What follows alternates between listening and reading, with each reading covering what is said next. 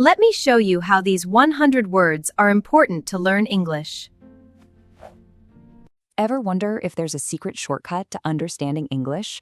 Well, there is, and it's not some kind of gimmick. It's a data-backed secret that's hiding in plain sight. We're about to unlock the 100 words that are the bedrock of pretty much everything you read. So yeah, let's get right into it. Okay, so let me ask you something. Think about just how massive the English language is. All the books, all the articles online, everything. Out of all those hundreds of thousands of words, how many do you really need to know to get, say, half of it? Just take a guess. What do you think? 5,000? 10,000 maybe? The answer? Just 100. That's it. 100. I know, it sounds kind of crazy, right? But it's totally statistically true. 100 little words make up half of all written English. And when you look at the numbers, it's pretty mind-blowing. Get this.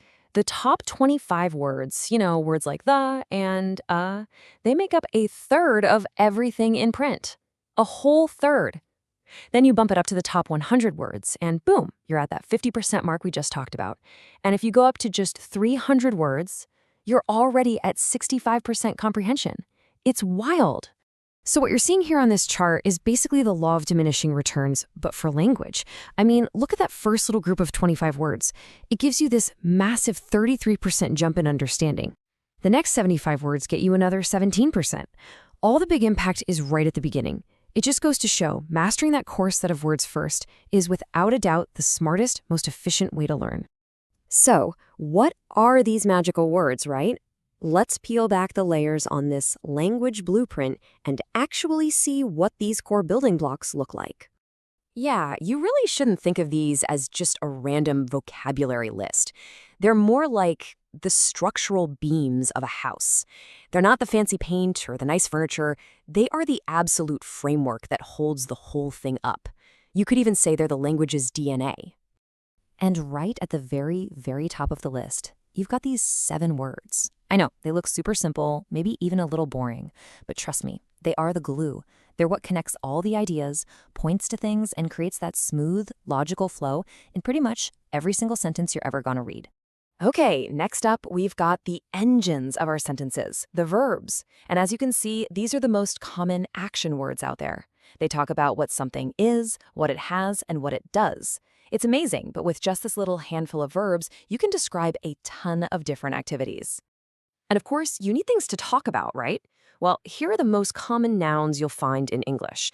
They stand in for the big, fundamental ideas our sentences are usually built around. Time, people, and just stuff. But here's the thing. This isn't just some fun little piece of trivia. Oh no. This is the exact principle that language experts use when they design their courses. So let's shift gears and look at a real-world example to see exactly how this whole theory plays out in practice. What we're looking at here are some pages from a Rosetta Stone workbook. The ones for people learning English. And what you're about to see is that its entire foundation, everything, is built around making sure learners master these core words from the get-go. All right, check out this super simple sentence. The boys are reading. Okay, so out of just 4 words, 2 of them, the and are straight from our top 100 list. We're talking number 1 and number 15. The course literally builds its sentences using this core vocabulary, and then just sprinkles in other easy, common words like boy and read. And here we go again. This illustrates the pattern perfectly. A man is eating. Just look at that breakdown.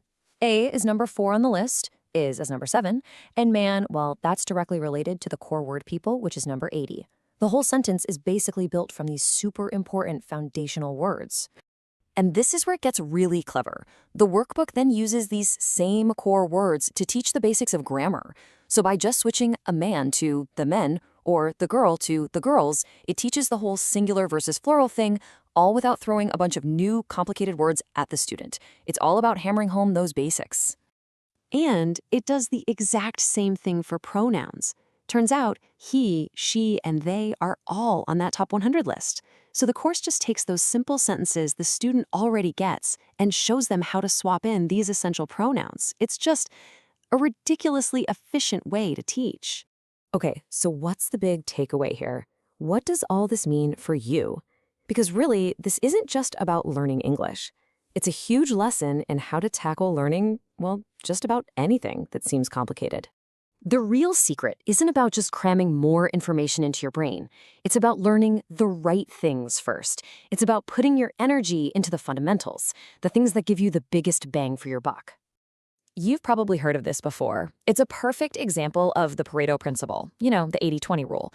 It's that idea that for a lot of things, you get 80% of the results from just 20% of the effort. But with language, it's even crazier.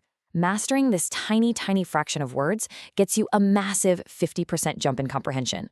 So why should you care about this? Because it doesn't matter if you're trying to learn to code, or play the guitar, or get your head around economics, this principle is always true. The road to getting good at something isn't about knowing everything. It's about finding and completely mastering those core building blocks that everything else depends on. And that kind of leaves us with one final question to think about. Whatever it is you're trying to learn next, what's its 100-word secret? What are those core ideas that will unlock half the battle for you? Find them, focus on them, and you're already halfway there.